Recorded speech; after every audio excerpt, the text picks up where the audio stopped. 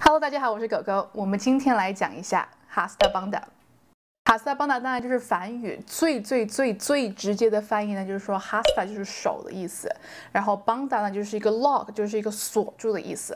然后讲下来，你还是觉得这是什么鬼是吧？首先呢，要解释一下 Banda 是什么东西。其实，在任何的传统的瑜伽里面，都会把 Banda 这个东西说的特别玄学。比如说，我在这里给大家念一段啊 ：The subtle energy flow to that part of the body is locked during Banda activation. Bandas momentarily slow the flow of blood to each specific area of the body. Release of the banda causes an increase in blood flow and flushes away debris. Flushes away debris. 就是如果是今天说人话的话，就是其实 banda 就是一系列的肌肉一起运作的这个概念。比如说最有名的穆拉邦达就是盆底肌那一块的肌肉一起运用起来的。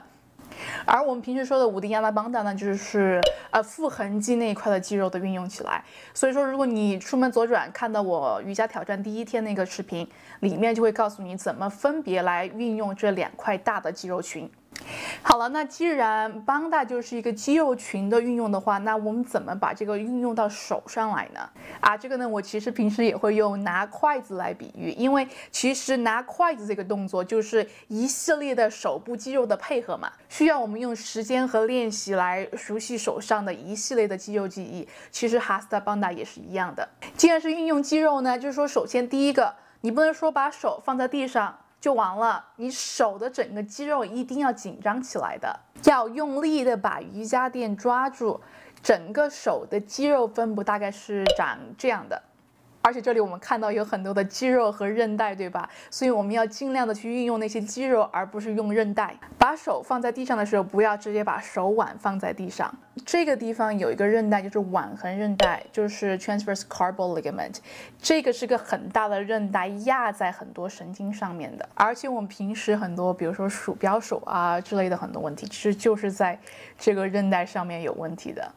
那我们平时放手的时候要怎么放呢？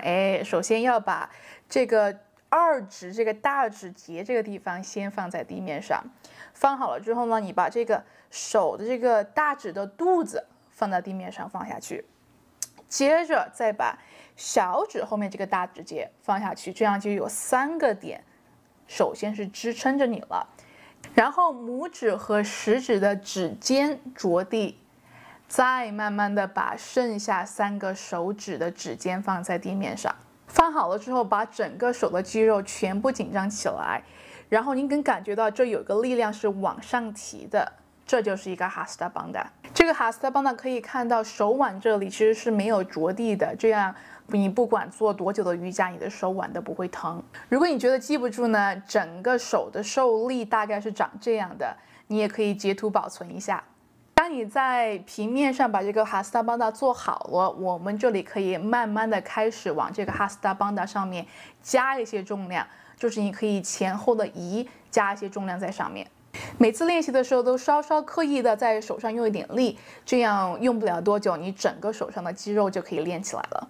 如果你看到这里，我只想说这么学术、这么书呆子的内容，你居然都看完了，你真是太厉害了。那这里就祝大家每天都活力满满 ，Namaste。